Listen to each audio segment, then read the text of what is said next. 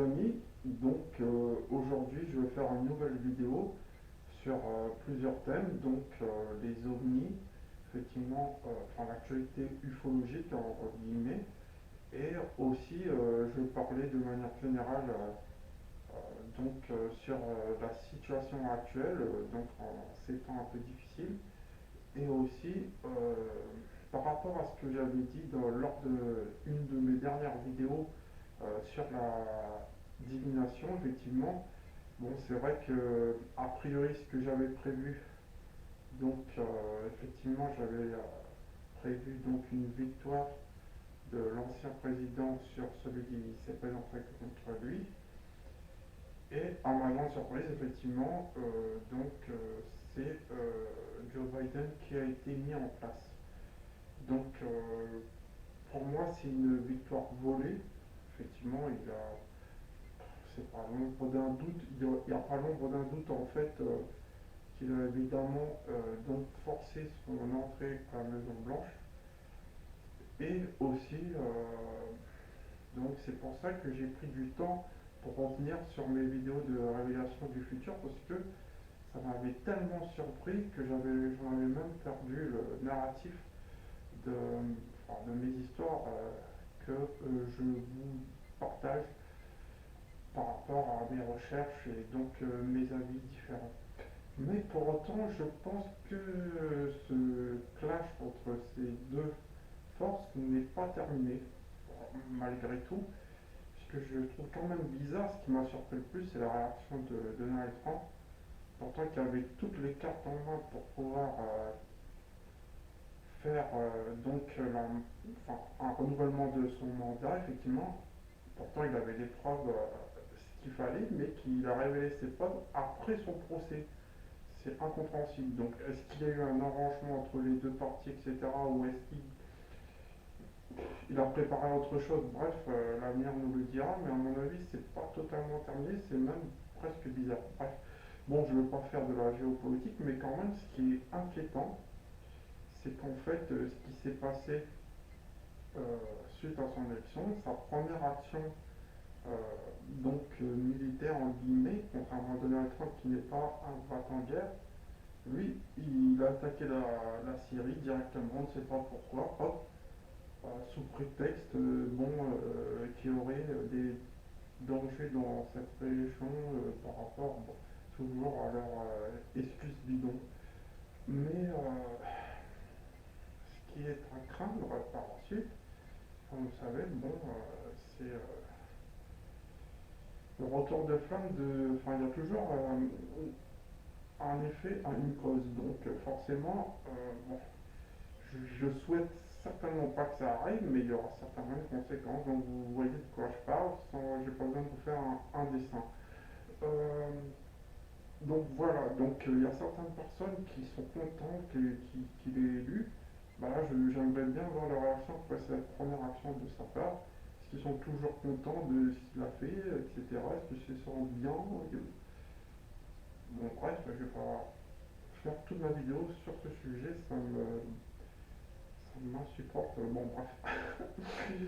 Et voilà, on va revenir à mes sujets de prédilection, c'est-à-dire les ovnis. Donc, effectivement, les ovnis, euh, il y a eu beaucoup de phénomènes qui se sont passés dernièrement.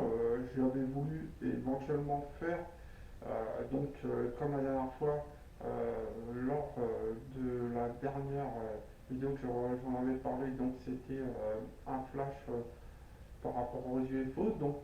J'avais voulu le faire une deuxième fois, mais je me suis dit que je vais attendre un peu pour bien analyser les éléments qu'il y avait dans l'actualité ufologique et essayer de mieux comprendre ce qui se passait par rapport, par exemple, aux différents monolithes qui sont apparus dans différents endroits du globe, de la Terre. Effectivement, il y en a qui sont apparus en plein désert. Le premier, qui était je pense, au Texas, je crois, ou dans un désert pas très loin de la zone 51.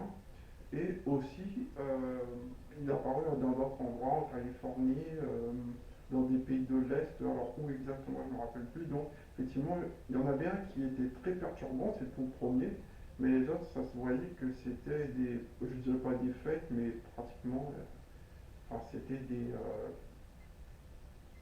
des copies un peu moins grandes et moins impressionnantes. Mais moi, ce que je vois par là, je ne pense pas que ce soit directement. Alors, c'est possible que ce soit une intervention extraterrestre, hein, c'est tout à fait possible, je n'écarte pas cette possibilité. Mais je vois là plus une action du côté en fait des forces un peu négatives qui dirigent dans l'ombre la planète. Effectivement, c'est pour eux, ils sont toujours dans le symbolique et ça, ça fait un parallèle avec 2001, l'Odyssée de l'espace, où on voit au début du film des hommes en guillemets, soi-disant, sur la théorie de Darwin qui serait préhistorique, qui serait nos ancêtres. Donc, bref, je vais pas faire un épilogue là-dessus, mais effectivement, c'est lié. Donc, en pensant à ça, moi je me suis dit forcément, c'est pas quelque chose qui est bien intentionné, ça c'est mon point de vue. Mais forcément. Mais bref, ça représente le nouveau monde qu'ils veulent nous forcer à accepter. Mais la grande force d'aujourd'hui, c'est de pouvoir réfléchir par soi-même et d'avoir accès à l'information, de faire son propre avis et ne pas mettre son cerveau sur off en regardant tout ce qui se passe aux actualités. Donc ça, c'est une très grande erreur. Et aussi, donc, par rapport à un autre phénomène, à une autre actualité, c'est qu'un scientifique, je vais vous mettre le lien en description, donc, qui a confirmé que l'ancien objet volant nommé Oumuamua qui avait traversé donc, notre système solaire, selon ce scientifique, euh, serait en fait un engin volant extraterrestre.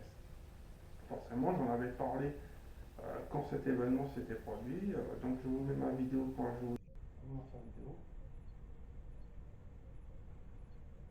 Voilà, donc d'après ce qu'il a dit, effectivement, c'est très intéressant, euh, puisqu'en fait, il y a effectivement plusieurs astéroïdes qui sont entrés dans le système solaire dernièrement.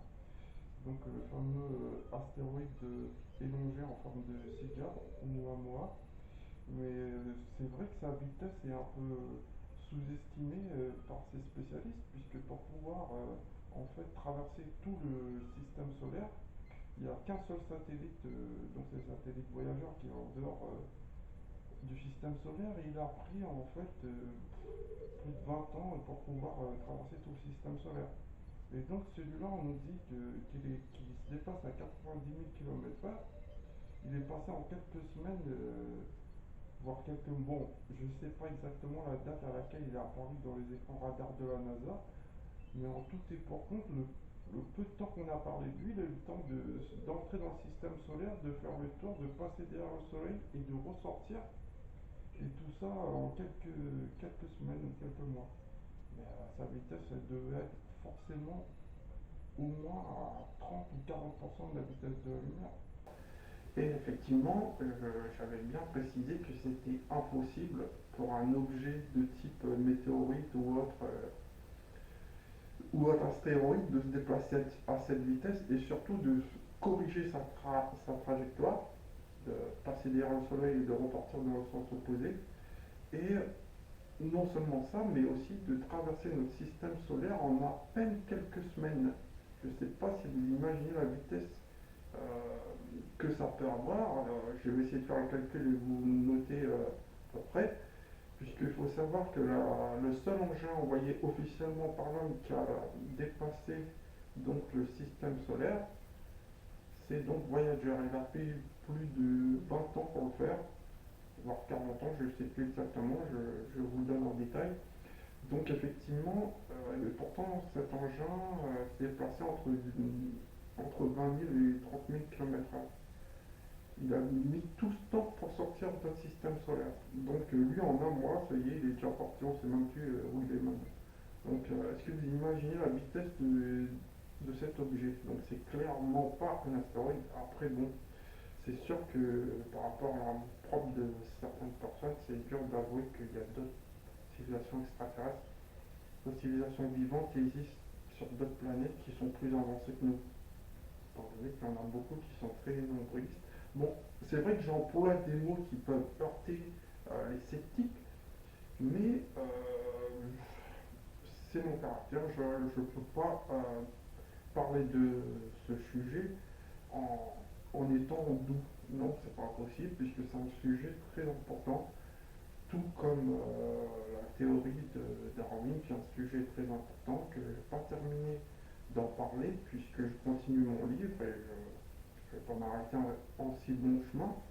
Euh, Malgré tout, alors je ne vais pas me mettre à défier comme j'avais l'habitude, toutes les personnes qui voudraient bien parler avec moi et faire un débat, puisqu'éventuellement c'est le silence complet, que je défie X ou X personnes, la tronche en biais ou autre. Bon, bref, je sais très bien qu'ils vont pas me répondre parce que d'une, ils savent très bien que s'ils acceptent, c'est leur reste qui est péril. Et de deux, ils veulent pas me faire en guillemets de la publicité, mais bon, je n'ai pas besoin d'eux pour faire de la pub, hein. Je sais très bien me débrouiller tout seul. Donc aussi, je vous conseille une vidéo d'un autre youtubeur que j'ai découvert il y a quelques mois, je dirais, qui s'appelle Padawan, qui a fait une vidéo sur les extraterrestres qui est vraiment très intéressante, très bien détaillée.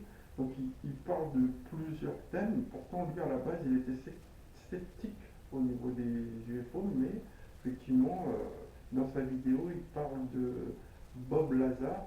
Donc Bob Lazar, c'est la première personne à avoir révélé l'existence de la zone 51.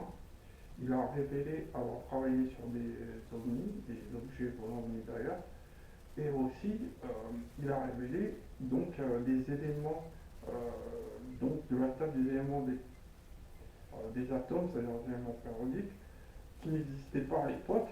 Il a présenté dans, je crois que c'est l'élément 115 ou 114, je ne sais plus exactement. Et cet élément n'existait pas, mais maintenant on l'a découvert il y a quelques années. Donc ça prouve bien comme quoi que ce qu'il avait annoncé euh, c'était vrai, d'autant plus que lui, il a témoigné en étant en fait sous détecteur de mensonges. Tout ce qu'il a dit, il l'a répété, il a passé à plusieurs reprises. Donc pour travailler dans ces zones extra sécurisées, extra secrètes, il faut être effacé de la société. C'est-à-dire qu'une fois que vous travaillez là-bas, votre identité n'existe plus. Donc c'est-à-dire vos diplômes, toute votre histoire, votre historique, c'est effacé.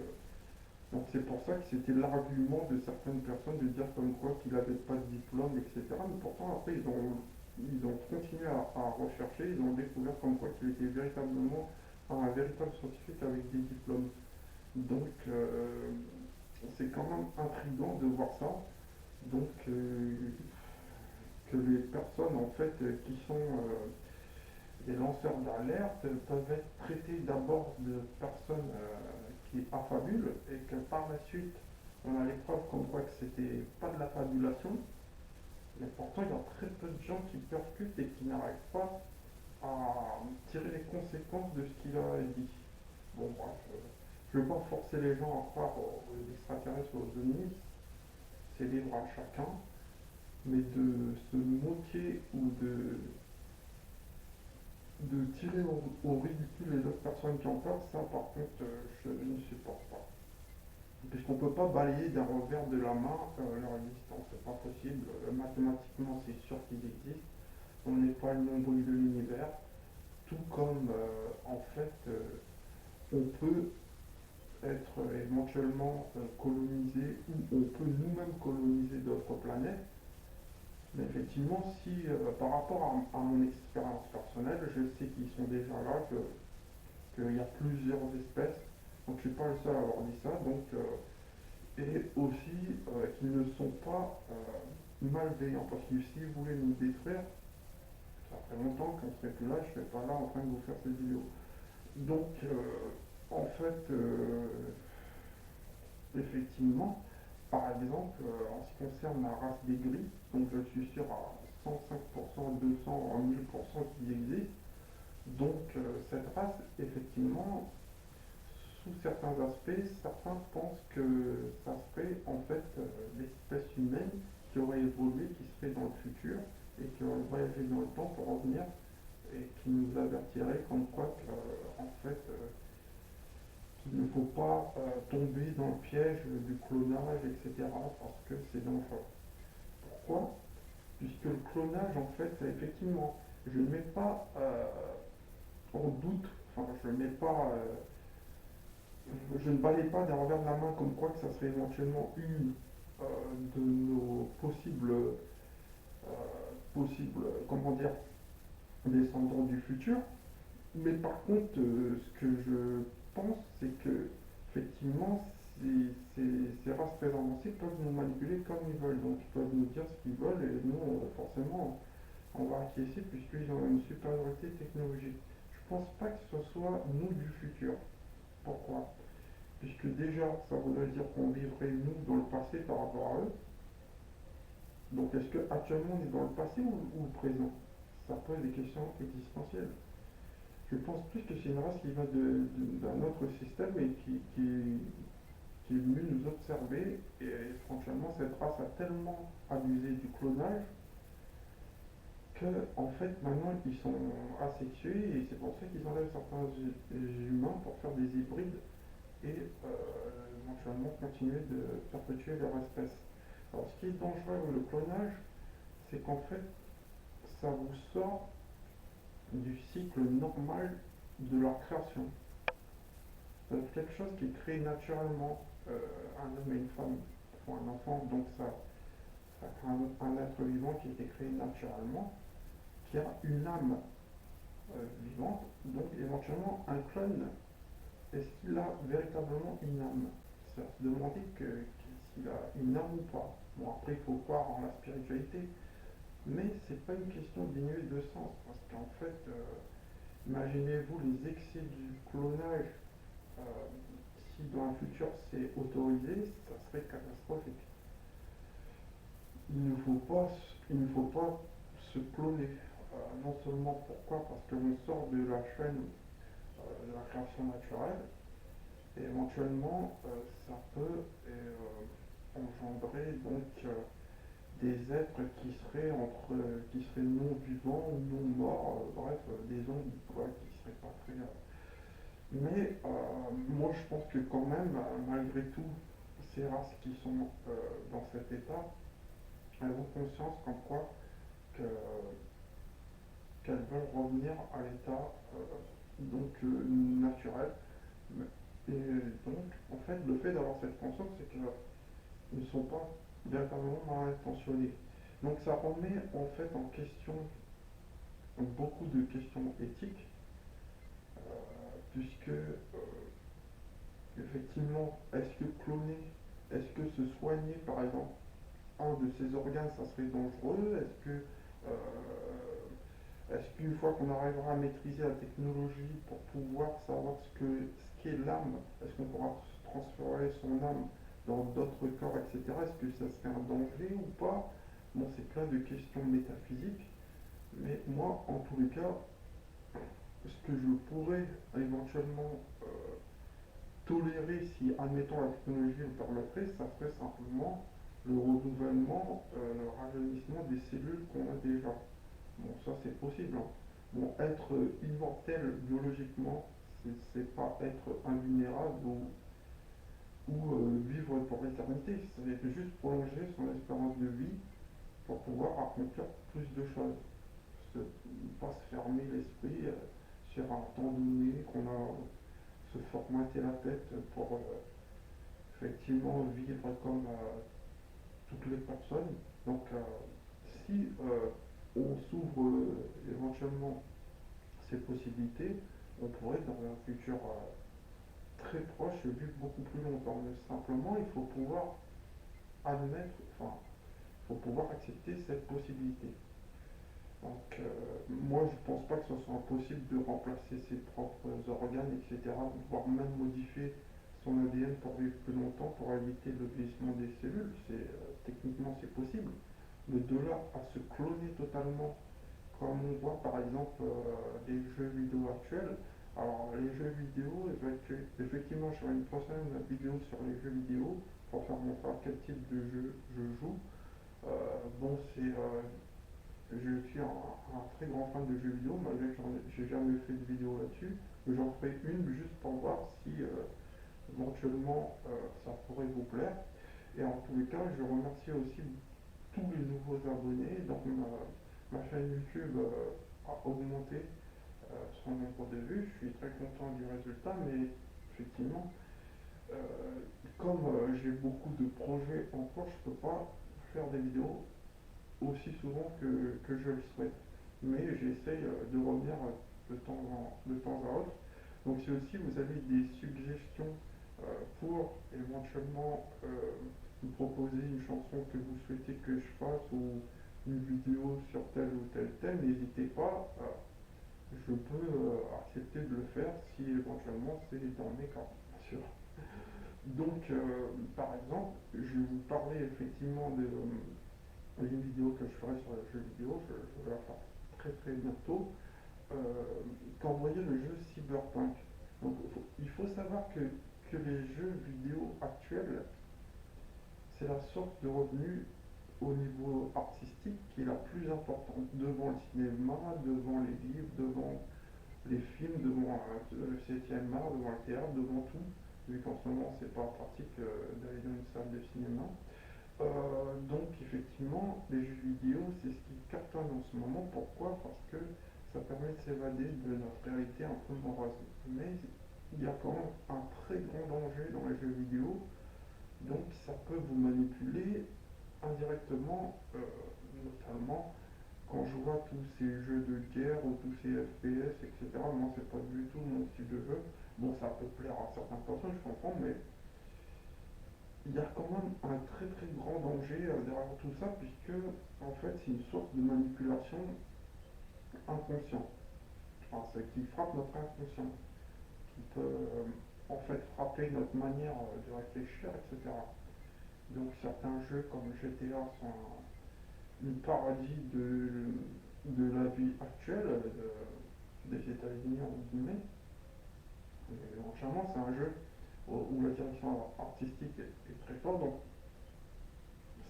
ce genre de jeu, effectivement, enfin, moi-même j'y joue, je de temps en autre, ça m'arrive, mais c'est un très fort pouvoir manipulateur. Il ne faut pas savoir à quel point.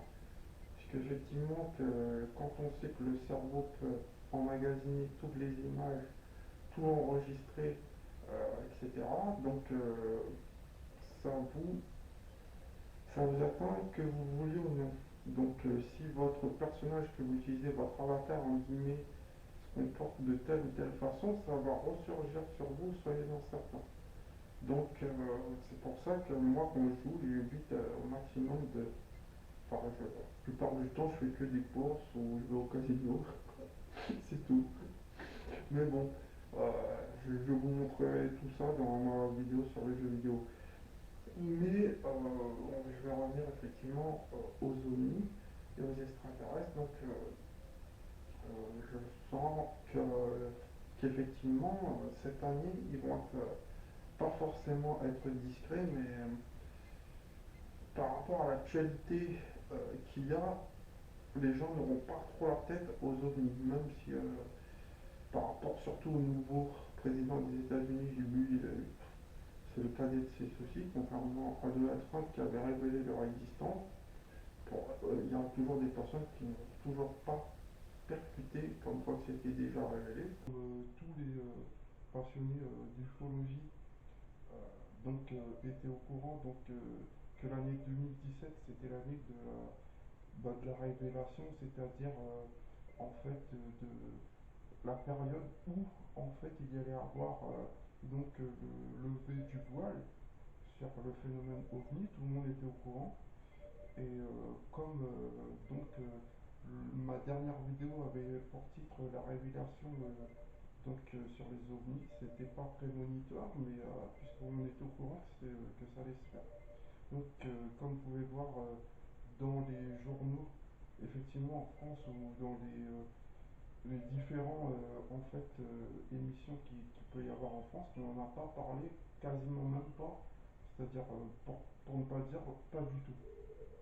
Pourtant, c'est un événement historique, c'est-à-dire que c'est la première fois que les États-Unis donc ont affirmé que les ovnis existent, donc ils ont donné la preuve comme quoi que ça existait, et donc c'est le Pentagone qui a donc demandé à donc une entreprise extérieure de faire en fait une étude sur les ovnis pendant 5 ans. Donc ça a coûté des millions de dollars et au bout du compte, ils ont révélé comme quoi que les ovnis non seulement ça existe, mais aussi que selon en fait les phénomènes qu'ils ont fait observer, que ça vient obligatoirement d'un autre monde.